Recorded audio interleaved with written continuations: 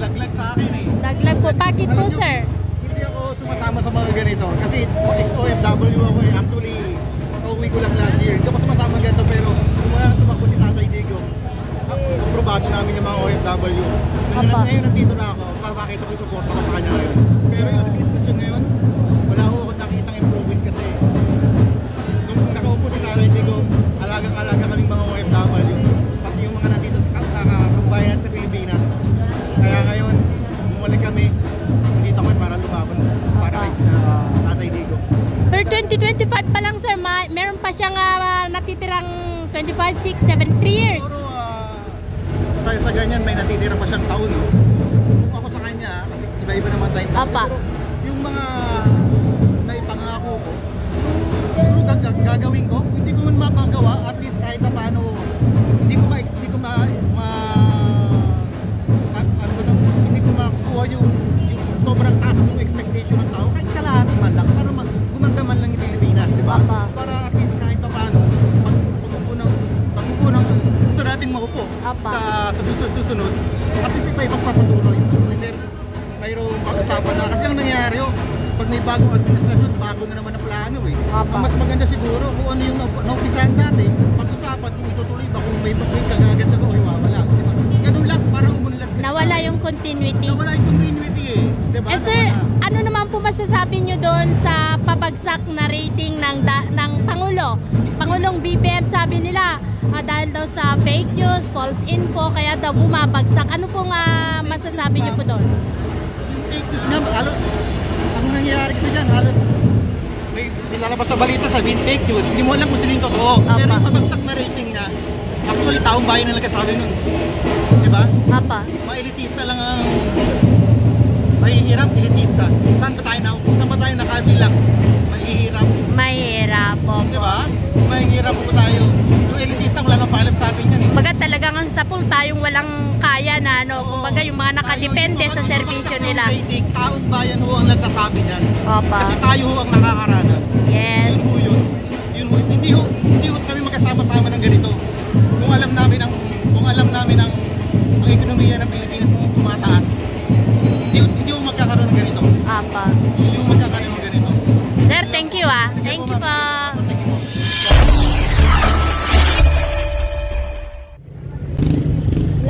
Wala naman na yung mga nag-rally. May nag-rally kami ng umaga. Ito guys, close hanggang doon. Kaya umikot kami. Labor Day. Maraming pulis dito. Mindula yan eh. Pwedeng dumago? Ganun, straight. Dito lang yung mga nag-rally kanina umaga eh. Daming mga pulis oh. Ano lang pinagagawa mo, Marcos?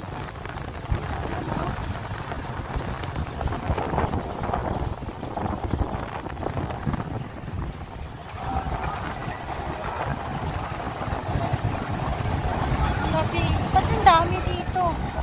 Dimsum Bridge. Yung mga nag-rally. Hindi, yung mga ewan ko kung anong grupo. Ito oh.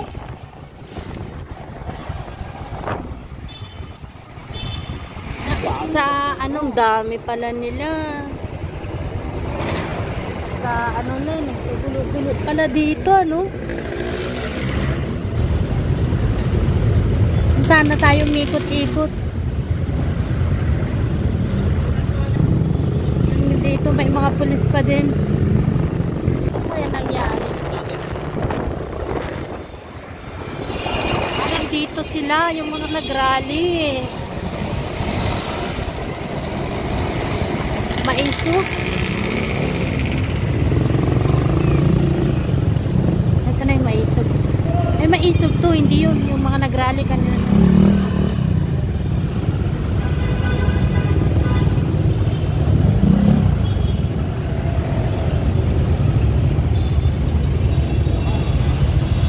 Maisog.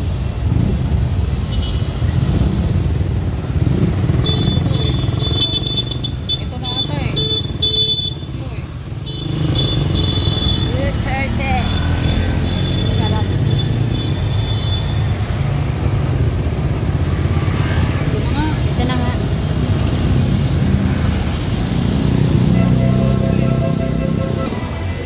guys, update lang po tayo sa mga nangyayari po ngayong Labor Day. Nandito po tayo ngayon sa harap mismo ng FEU High School. Yan po. So nadaanan po natin yung Mendiola, talagang bantay sarado ng mga pulis. Pero tayo naman po ay itong maisog po yung ating gustong tutukan.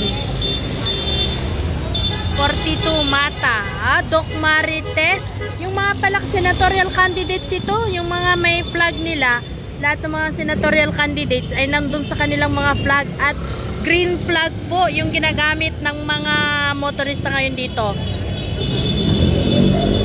Duterte supporters.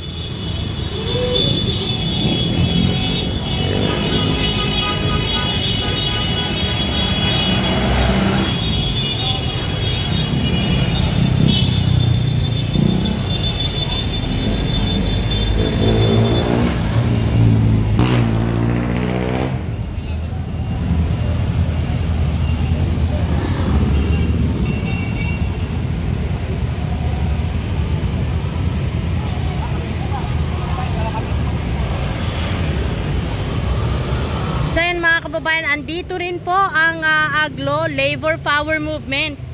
Ayan po. Dahil Labor Day po ngayon, so expected na ang mga manggagawa ay makikita natin ngayon dito sa kalye para ilabas ang kanilang mga hinanaing at kanilang mga pinaglalaban sa kanilang mga karapatan na hindi natugunan.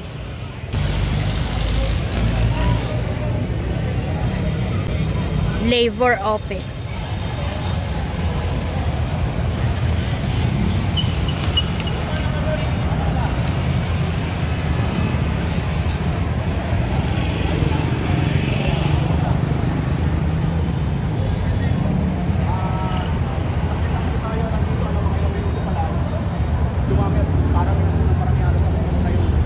Yung lugar na to.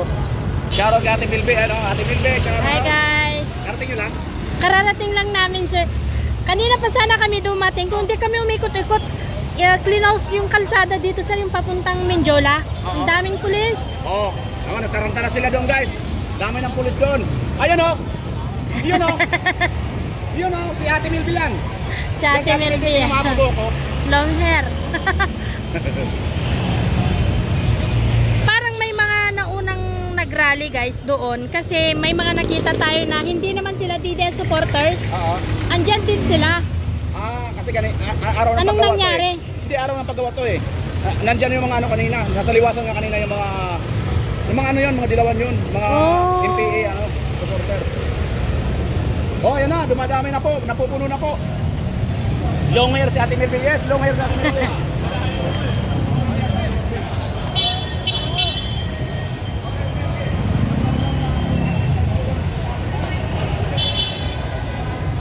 Ayan, ipakita ko lang po sa inyo guys kung gaano kadami po yung mga Duterte supporters po na nandito ngayon.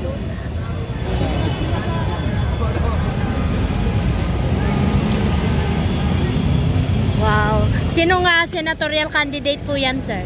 Oh, Sinong senatorial candidate? laban po. Ay, PDP laban. Sila Attorney Jimmy Bondoc, Bongo, sila Philip Salvador, sila Bato, Attorney Vic Rodriguez, at sila Attorney Marcoleta. Yan. Ayan. Since malapit na po yung election natin, sir, bakit po ninyo prino-promote or kailangang iboto itong PDP laban? Para magkaroon po tayo ng maayos na Pilipinas at magandang pagpapalakad. Sawa na po tayo sa panloloko ng ating pangatlong presidente at pagnanakaw na lang tarang pagnanakaw sa ating bayan. Sawa na po tayo doon. Opo, sawang-sawa na po tayo doon. Sa tingin nyo, sir, may pag-asa pa kaya tayo kung sakaling manalo po yan ang ating senatorial candidates? Mayroon po, may pag-asa magkaroon ng malaking pagbabago sa Pilipinas. Makakita po tayo ng mga congressman na ibibitay pag nanalo sa Atty. Vic Rodriguez. Yes! May bago natin silang damit. straight. Ipadama ang galit, hagupit ng mamayang Pilipino dyan sa Mayo 12. Ang ganda. Kawawa na ang mga manggagawa natin. Ayun. Kawawang mga manggagawa, kaya dapat itong mga iboto natin guys. Jimmy Bondoc, De La Rosa, Bongo, Hinlo, Lambino, Marcoleta, Kibuloy, Rodriguez, Salvador at Doc Mata. Ayan, lalong-lalo na to guys, huwag nyo kalimut kasi ito yung tunay na maisog. 56. Attorney Marcoleta. At saka si Attorney Marcoleta, lahat ng mga attorney yan, kompleto tayo guys. Marcoleta, Lambino, Hinlo, Jimmy Bondoc, ito mga matatapang natin yan na abogado.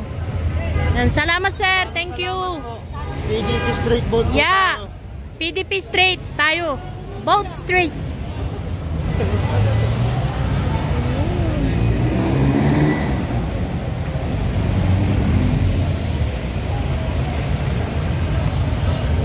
Ayan, talagang ikinabit na ni Sir Jess sa Mayo 2. Itong Jess na sinasabi guys, ito yung Duterte natin. Duterte. Nandito po.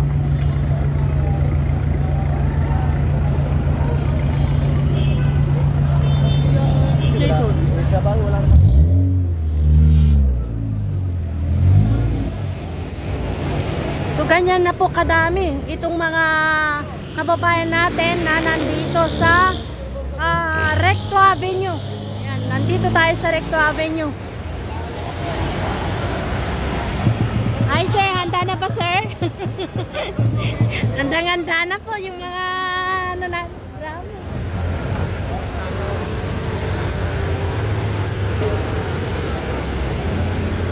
Siyempre, may mga nakabantay din po tayong mga kapulisan dito. Ayan po.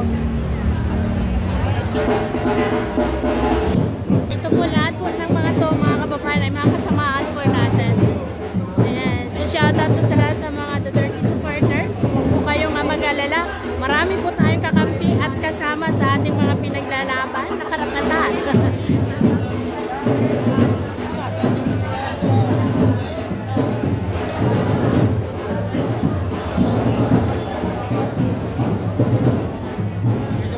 Yung sinasabi po natin dito na karapatan guys, yung kabutihan, servisyo na tapat, yung tinatawag nating transparency, yan po. Gaganapin itong mga pinakamalaking event at ito. Yan sa mahaba-habang lakaran at umikot pa sila ng Quiapo, ano mga kababayan. Finally nakarating na sila sa Liwasang Bonifacio. Mapapawaw ka talaga sa sobrang daming tao ngayon. Ayan.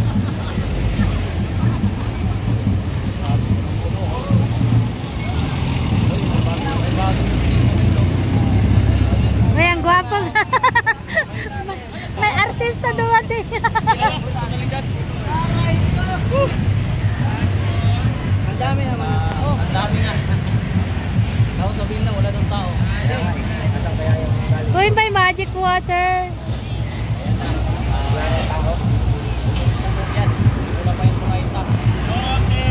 Yes, Duterte!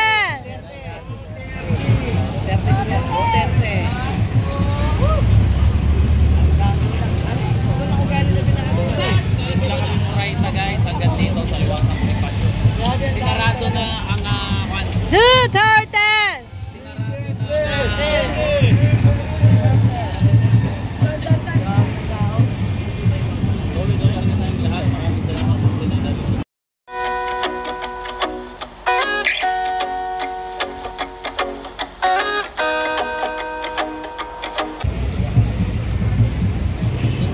Sige.